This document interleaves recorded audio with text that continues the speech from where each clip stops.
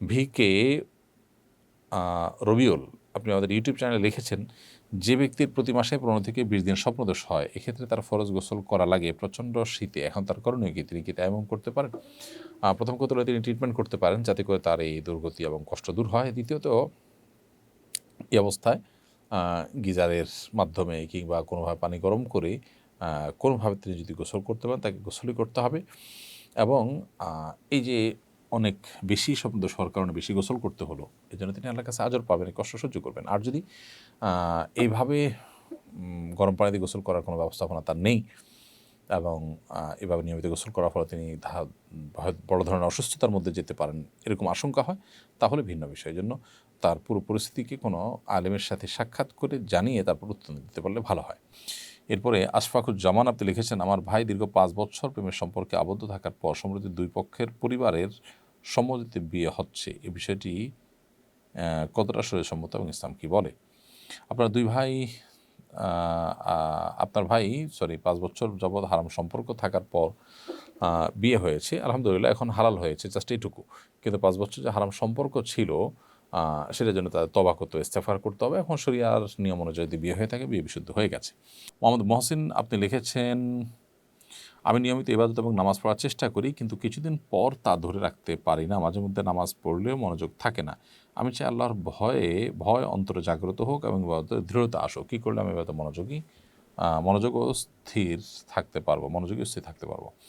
নিয়মিত নামাজ এবং যারা পড়ার চেষ্টা করছেন, কিন্তু নিয়মিতটা পড়ার চেষ্টা করলেও নিয়মিত দূর করতে পারেন না, মাঝে মধ্যে করার পরে আপনি ফোকাস হারিয়ে ফেলেন, তাহলে সেক্ষেত্রে প্রথমত প্রত্যেক ইবাদতে মনোযোগ ধরে রাখার জন্য আলাদা আলাদা টিপস আছে। যেমন নামাজের মনোযোগ ধরে রাখার জন্য আলাদা টিপস আছে। এর বাইরেও কমন কিছু বিষয় আছে যেগুলো, একটা হলো হালাল উপার্জন, চোখের পর্দা, তারপরে বিভিন্ন ডিভাইসের আসক্তি থেকে বেঁচে থাকা, এগুলো আমাদেরকে মেনটেন করতে হবে নামাজে যে কোনো ইবাদতের মনোযোগিতা ধরে রাখার জন্য।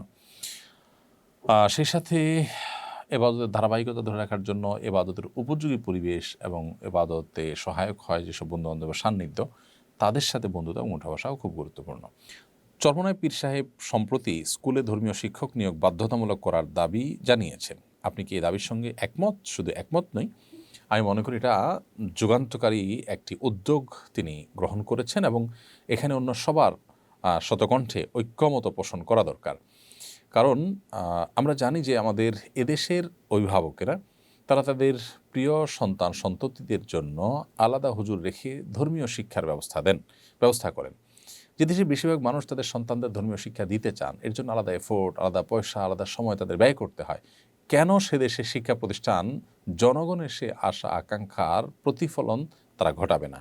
তাহলে তো সেক্ষেত্রে জনগণের হাজারো লাখো কোটি ঘন্টা বেঁচে যায়, টাকা পয়সা বেঁচে যায়, এফোর্ট গুলো আলাদা করে দিতে হয় না।